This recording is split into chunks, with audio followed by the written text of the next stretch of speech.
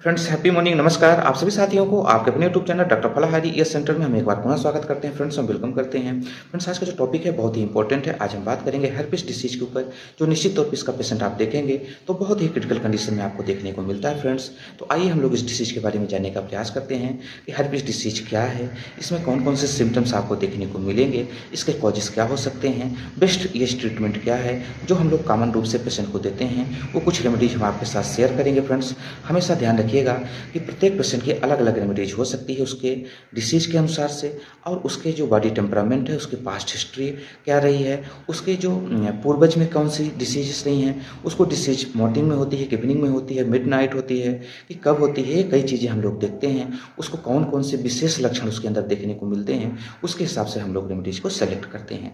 जो रेमेडीज हम यहाँ पे बताएंगे वो एक प्रकार से इन्फॉर्मेशन पर्पज के हिसाब से हेल्पफुल रहेगी। फ्रेंड्स बाकी ये आप नहीं समझिएगा कि किसी को अगर ये डिसीज है तो हम यही रेमेडी उठा के दे दें।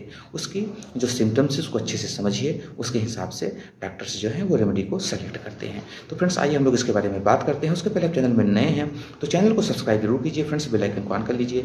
वीडियो अच्छा लगे तो लोगों तक इसको जरूर पहुँचाइएगा, जिससे कि इन्फॉर्मेशन लोगों तक पहुँचे और नेचुरल तरीके से प्लांट मेड रेमेडी के माध्यम से वो अपने आप को ठीक कर सकें। तो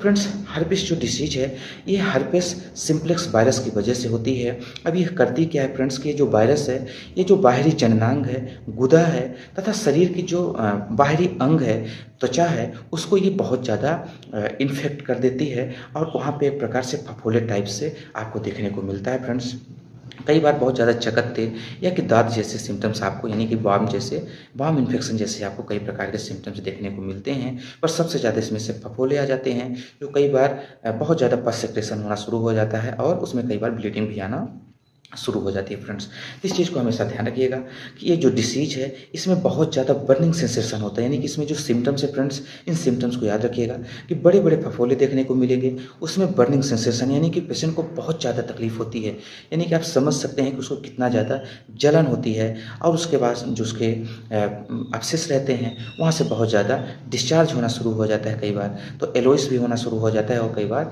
वाटरी कलर का भी आपको देखने को मिलता है। फ्रेंड्स तो अगर ऐसा कंडीशन है तो आप समझ जाएं कि कहीं ना कहीं इनको ये डिसीज तो नहीं हुई है। उसमें खुजली भी बहुत ज़्यादा होती है फ्रेंड्स, कभी वो कम हो जाएगा और कभी बहुत ज़्यादा आपको देखने को मिलता है। फ्रेंड्स इसमें बुखार के साथ साथ जैसा कि अपन ने बताया कि बर्निंग सेंसेशन बहुत ज़्यादा होगी।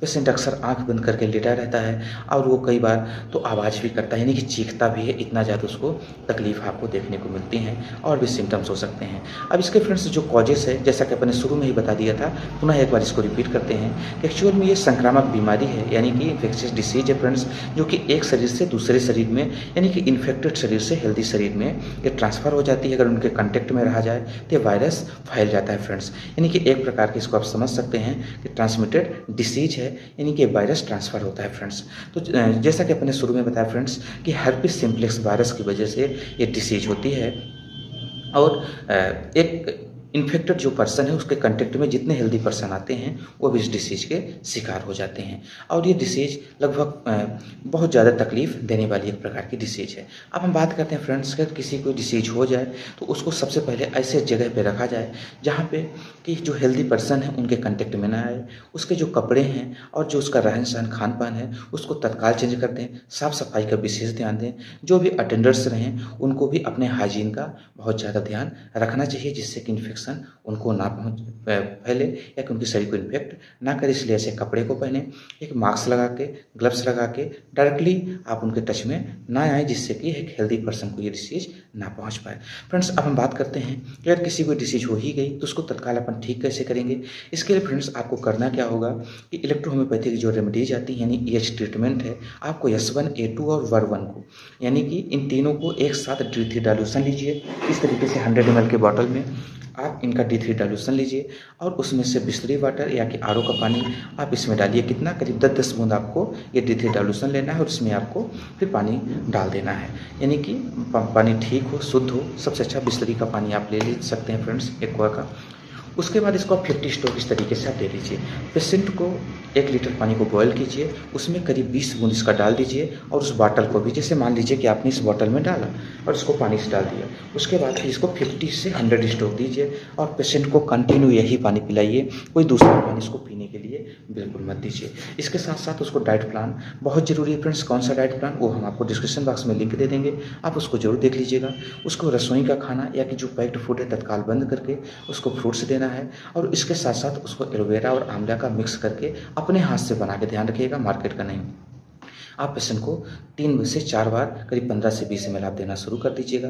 फ्रेंड्स अब ये तो आप पानी बनाएंगे। अब जो अगला कम्बिनेशन उसको ध्यान रखिएगा, S3A2 APP और वर1 को, ये चारों को एक साथ मिक्सअप कीजिएगा और उसके जो बाहरी शरीर है, यानी कि जहाँ जहाँ पे वो इन्फेक्शन फैला हुआ है, यानी कि इन्फेक्ट है बॉडी, उस जगह पे उसको आपको लगा देना है।